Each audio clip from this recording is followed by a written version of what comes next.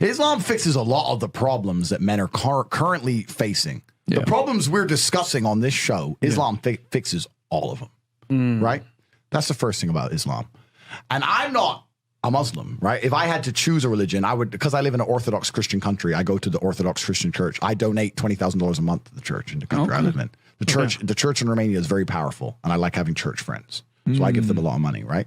So I would guess I'm an Orthodox Christian. But if I had to bet on one religion as if I were betting on the stock market for the future, you have to bet on Islam.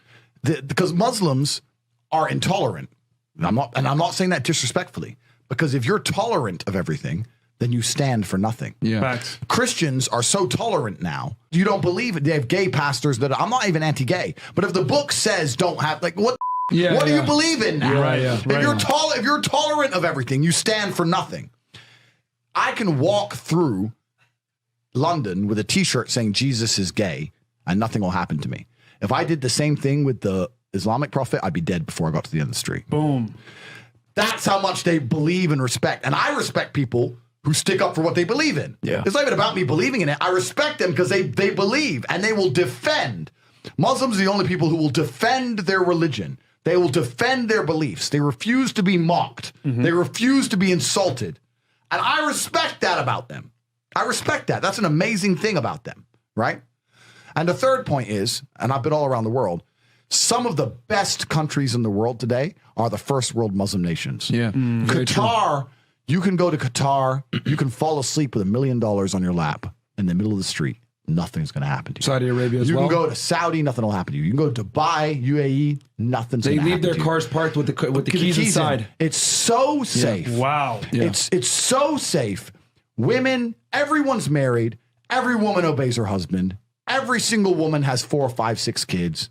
Big families. All the things we're talking about, all the problems we have here, right? They've got none of that. None of it. Because of Islam. Islam keeps society in the role where women obey their man. Women have children. Women have big families. Women are exceptionally happy to do so. Before some Western girl comes in here and runs her mouth, the Islamic women are happier than any you're going to see in the club tonight. They're very true. They're happy. Society is functioning. Their population is growing because in most Western countries, the population is declining. Yep. Tim Cass was talking about it today. I was talking. We were two people have one kid. Doesn't work. Doesn't work, right? Two people need to have 3.1 kids because people die, right? People die prematurely, blah, blah, blah, blah. So we have population problems in the West. They have none of the population problems. Society is functioning. And that's what society is.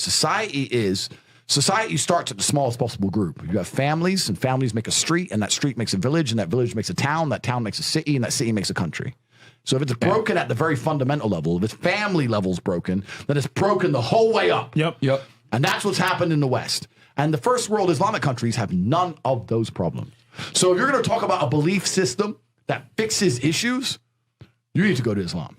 And I will say this that will fix everything. I just have absolute, even though I wouldn't identify as Muslim, I have absolute respect for the ideology, respect for the mentality, respect for the warrior aspect of it. I respect it. They don't play. They don't play. You can't insult their shit. But you can insult the church all day. You can make fun of it. There's a show on Netflix about a gay Jesus. That's a joke, right? Ha, ha, ha.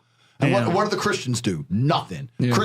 Christianity is a dead religion. If you're a Christian, and I'm saying this as a Christian myself, Christianity is a dead religion which is confined to the history books. It's dying out. Your own Pope.